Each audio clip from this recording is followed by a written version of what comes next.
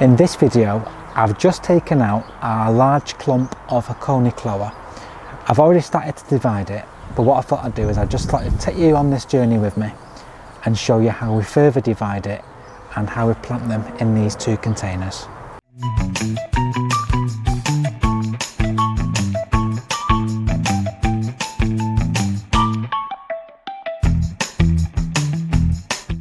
So this was the original clump of Hakonechloa grass. So this is the Japanese forest grass, a lovely, lovely deciduous grass. It's a perennial, it's hardy perennial, it comes up year after year, and as it gets bulkier and bulkier, it just spreads and spreads outwards, and you get these lovely, lovely green leaves that just have this lovely arching effect. Perfect for containers, perfect for shady spots in the garden as well. So I used to have 2 clumps of this in 2 of these lovely pots behind me, and then in the process of doing the garden design and the new beds behind the camera, we did take out one of them. So one of these pots has been empty for a year, and we divided that into pieces, and they're the clumps that you see in our garden beds. What I wanted to do with this one, so this one, it was getting very, very congested. It almost took pretty much all my effort to get it out of its container. The pot was upside down on the side, and I literally had to wrench around the side of the pot to try and grab it out. Eventually it came out, and this is how it did come out. So in the process of doing it, I had my spade and I just sliced it dead in half. So like that. And then what I've done further is split it again. So this piece is now cut into 2. And this piece is the next half of the plant. Now when you're doing this, I do suggest that you do go through while you've got the opportunity and take out any weeds that may be in the middle of these, because once it starts to grow, it's very, very difficult to get these out. So any of this old wood, it's looking a bit mossy as well, so I'm just going to take a bit of that moss away. There's lots of like steeper tenuissima seeds that have germinated on the surface, so they're starting to come around, and we're just literally going through it and taking as much, and there's a little geranium, as much seedlings out as we can.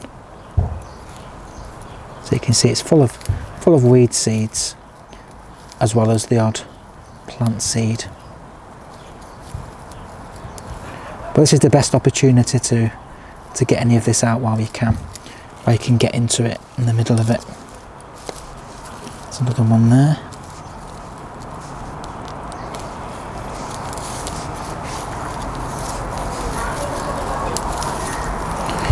This is one of my favourite grasses to grow, really is.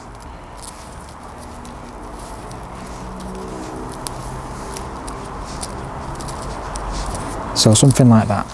So what we can now do with this clump is, you can always use something like this little saw that I have here. You can use a kitchen knife, you can use a spade to cut into it. You can also use some forks back to back. I've decided to use this little saw. So literally, you can just go right down. You can be quite brutal with these, they will forgive you for it. And that's literally another 2 pieces.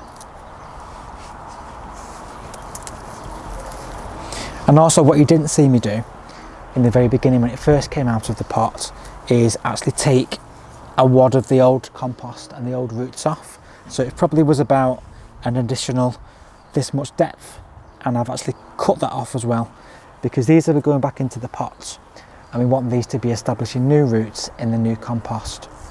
So that's 4 pieces of grass just for that one piece that we originally had in the container, and this is going to rejuvenate the plant as well. It's not just a case of us being greedy and wanting more plants, it's actually going to rejuvenate the plant, because as it was in that container, it was just so congested to the point where you just couldn't get it out in the first place.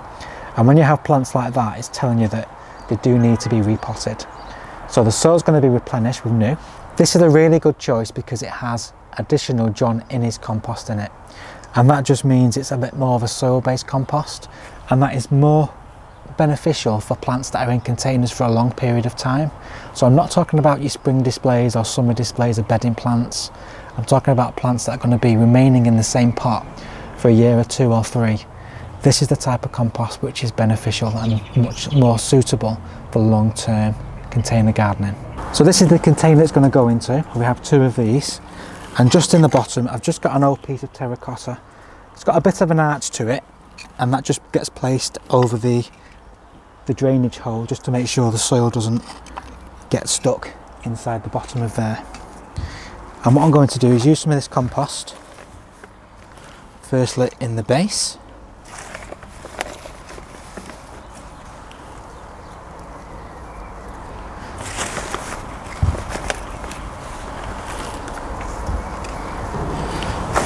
So I'm going to fill it up to a good level, and I'm just going to see where that will go in the container. So that's probably about right. And then what I'll do then is put some more compost around.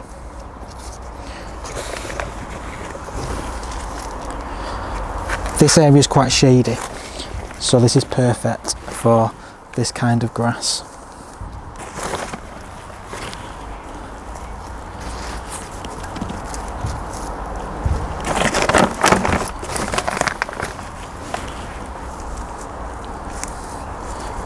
Going to crumble it all around the sides there and just press it down as we go.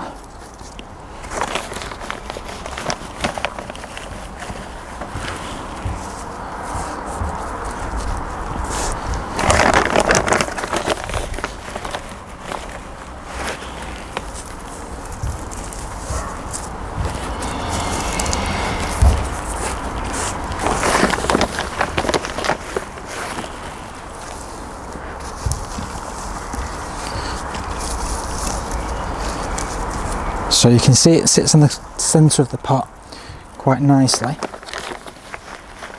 and now it does have room below for the roots and also either side, so it can start to spread.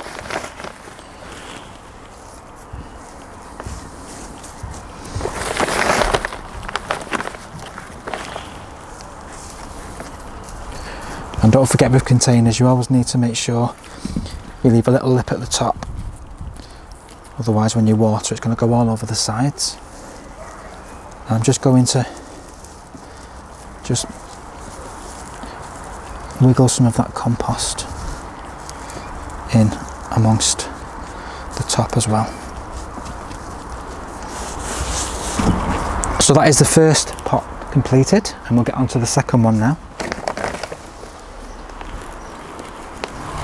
So this next one, again, is going to go in the centre of the pot there, and we're just going to backfill, just like before.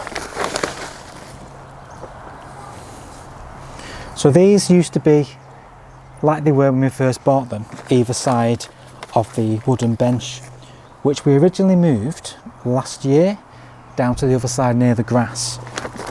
And what we've decided to do is bring that back down this side and have these either side of the bench again, because it just gives that nice vista of this part of the garden looking onto the new beds.